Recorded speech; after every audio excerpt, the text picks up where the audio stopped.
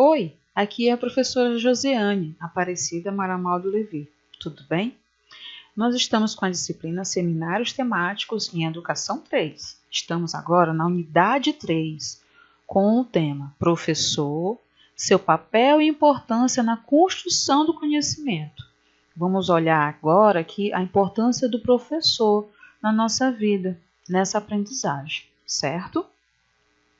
Para a introdução, nós trouxemos algumas questões que são interessantes para a gente fazer, para que realmente a gente faça uma reflexão, a gente lembre um pouquinho da nossa história, de como foi que a gente começou a nossa aprendizagem. Onde começa a aprendizagem, né? Quem foi o nosso primeiro professor? Né? A gente tem nosso professor em casa, foi o nosso pai, nossa mãe, o avô, a avó. Quem foi que nos apresentou? O que a gente tem de ponto de partida? Quem foi a pessoa que a gente traz para a nossa memória agora de importância nesse processo? E no espaço educacional, qual é esse professor que a gente então lembra que teve essa importância no nosso desenvolvimento? A gente lembra de quantos professores nós tivemos para aprender química? E para entender química orgânica, que nós vamos começar agora nesse período. E assim, então, a gente vai começar a fazer uma grande reflexão sobre a importância desse professor na construção do nosso conhecimento. O que foi que ele representou? Quais foram os conteúdos que ele apresentou na nossa vida, especificamente agora na nossa formação, na graduação no curso de Química? O que foi apresentado para nós? É importante que a gente perceba que depois que a gente faz esse resgate, faz essa memória, né, de quem foram esses profissionais que nos apresentaram tantos conteúdos, tantas informações, e a gente perceba também quantos professores a gente precisou para entender um conteúdo que a gente teve, por exemplo, sobre tabela periódica. Um professor foi suficiente, professor daquela disciplina, ou outro professor que eu tive, ele completou aquela informação que o professor anterior deu. A gente percebe que os pensamentos ou as aprendizagens elas não se encerram apenas em uma disciplina. A gente nota que há um encadeamento de pensamentos. A cada disciplina que eu tenho complementa aquela informação que eu tive na disciplina anterior com a posterior. E assim eu vou formando o meu mosaico de pensamentos, de conhecimento, porque ela é uma construção. Então, dessa forma, a gente vai também ver outra característica super importante que a gente viu já fez até essa discussão sobre a importância da curiosidade como um aspecto importante para iniciar o processo de aprendizagem, como nós já vimos na videoaula, onde a curiosidade seria a porta de entrada para o saber. Saber o que é que vai acontecer. Por que hoje eu passar um produto eu tenho uma reação? Porque ao tomar um remédio eu tenho uma reação? Porque quando eu coloco a exposição, por exemplo, apresentando para uma criança, ou então mesmo no ensino médio, colocando a água, a exposição com uma temperatura muito baixa, uma temperatura muito alta, por que ela sofre aquela modificação? Então tem que ter curiosidade e para que nasça o interesse de investigar. Vejam que nessa figura nós temos a figura imaginária de um professor mostrando uma aprendizagem ou um conhecimento através do livro. O livro é um instrumento que pode ser utilizado pelo professor para ele trabalhar uma abordagem de conteúdo. Aqui nesse próximo slide, nós vamos ver, conforme a professora Pimenta, ela vai trazer a importância sobre a construção do conhecimento, além de o aluno ter a curiosidade, que o professor ele tenha ou receba uma boa formação para ser um bom docente. Por exemplo, em seminários temáticos, a nossa preocupação é que você que está fazendo essa cadeira entenda que você precisa despertar ou desenvolver mecanismos que venham te ajudar a ser uma pessoa curiosa, porque um professor que não é curioso, ele não vai poder despertar uma curiosidade no aluno.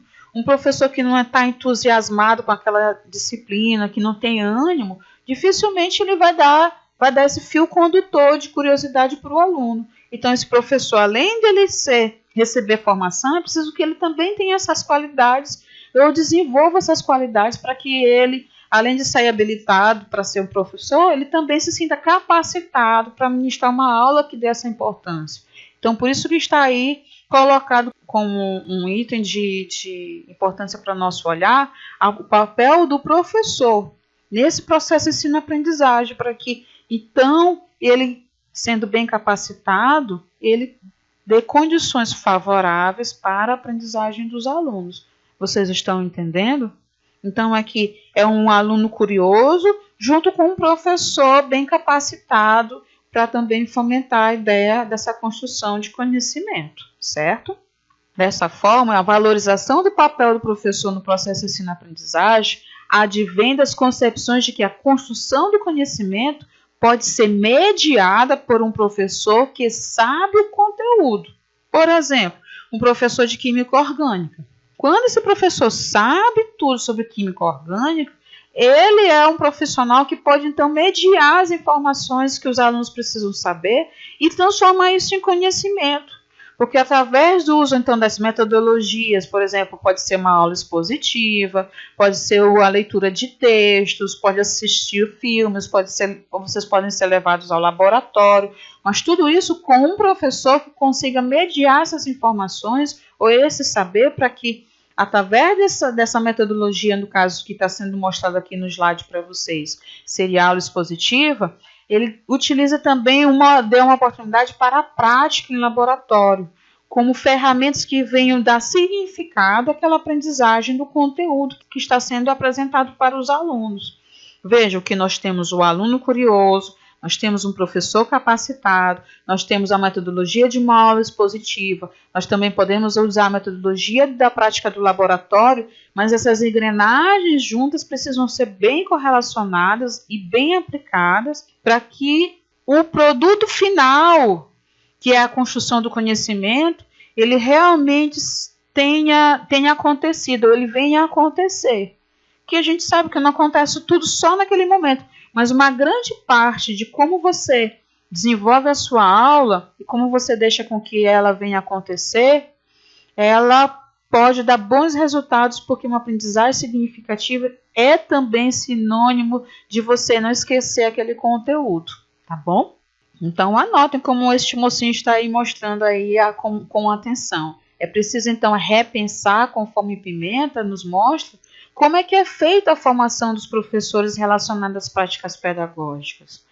Pois podem proporcionar o fracasso escolar através do uso de estratégias de aprendizagem monótonas, onde uma sociedade como a nossa, que é uma sociedade ágil na sua construção de saber, pode não se sentir, por exemplo, atendida, por exemplo, ela não se contenta com aulas estáticas e sem desafios para o sujeito escolar. Então, vocês, como futuros professores, precisam lembrar disso, que uma aula que vocês vão ficar dando, passar a ministrar depois que estiverem habilitados para serem professores, precisa ser uma aula rica, precisa ser relacionada com curiosidade, precisa ser relacionada com estratégias participativas, onde o aluno sinta que ele é um sujeito ativo, não um sujeito passivo. O que é um sujeito ativo? Ele fala, ele pergunta, ele vai para o laboratório, ele provoca os fenômenos, ele entende como acontecem aqueles fenômenos, ele sabe qual é a causa, ele sabe os efeitos, ele compreende os mecanismos que acontecem, que envolvem o conhecimento da química. E quando ele é um sujeito ativo, esse professor que já é bem capacitado, ele vai ter condições de melhor fazer com que aquele aluno se torne um ótimo aluno. Entendeu? Porque um ótimo aluno é um futuro professor, no caso da licenciatura que vocês estão, que é o caso da licenciatura em Química.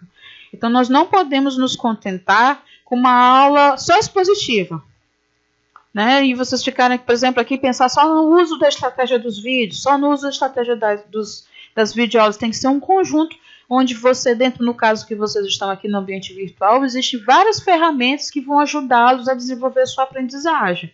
Então, quando vocês estiverem também com professores da educação à distância, ou na educação presencial ou semipresencial, que são modalidades de ensino-aprendizagem, vocês precisam, então, entender que as estratégias precisam ser todas elas estratégias dinâmicas e participativas, onde o aluno é sujeito participativo, como esse bonequinho está mostrando para nós. Ele anota, ele observa, ele olha, ele relaciona aquilo que ele já sabe com o que está sendo aprendido. Ele está participando, tá certo? Para outra imagem que nós vamos ter aqui, nós vamos observar que Lopes apresenta o seguinte: para alguns professores, percebe-se que muitos baseados no senso comum, acredito que ser professor é apropriar-se de um conteúdo e apresentá-lo aos alunos em sala de aula. E não é bem isso, não é só pegar e jogar na sala de aula para os alunos. É você saber como apresentar esse conteúdo, é despertar a curiosidade, problematizar para aquele aluno que está sendo trabalhado para ele. É ele levantar, suscitar questões, por exemplo, o uso de um medicamento que você vai fazer. Como é que essa pessoa tomou um medicamento, por exemplo, o efeito placebo, a gente pode explicar. Não tinha o composto químico daquele remédio para dor e de repente levou, ocasionou a cura, ocasionou o bem-estar, aquela dor de cabeça passou. Fazer aquelas perguntas para que o aluno se sinta interessado e veja que tem um composto químico, saber se o nosso corpo também não tem química, como é que ele funciona relacionado a esses medicamentos, como é que os nossos produtos que nós adquirimos de alimento, de higiene, de limpeza, como é que nós podemos trabalhar esses elementos e o cuidado com o nosso corpo, com o nosso bem-estar. E essas questões, quando são levantadas, dão a oportunidade dos alunos serem ativos, porque nesse momento não é o professor apenas dominando o conteúdo e apresentando para o aluno, é o aluno tendo curiosidade, sendo provocado, levantado o questionamento e ele começando a fazer perguntas para o professor. Então, por isso, é preciso desconstruir essa ideia de professor, pois reduz o seu papel apenas como aquele que transfere conhecimento ou deposita o saber na cabeça do aluno, sem a promoção da reflexão e da crítica do conhecimento, como a gente está olhando nessa imagenzinha aqui.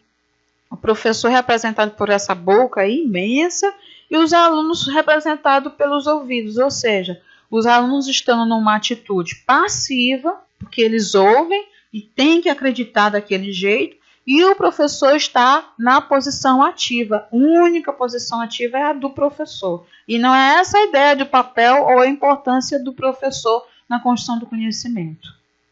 É exatamente o contrário.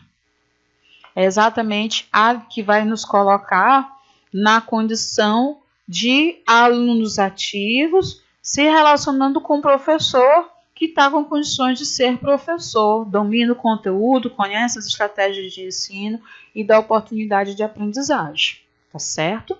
Vejam como esse bonequinho curioso, a representação de um aluno curioso, que tem exatamente, acaba exigindo mais esse papel desse professor ativo, conhecedor das estratégias metodológicas de aprendizagem, conhecedor dos conteúdos que vão ser ministrados para a construção do conhecimento escolar.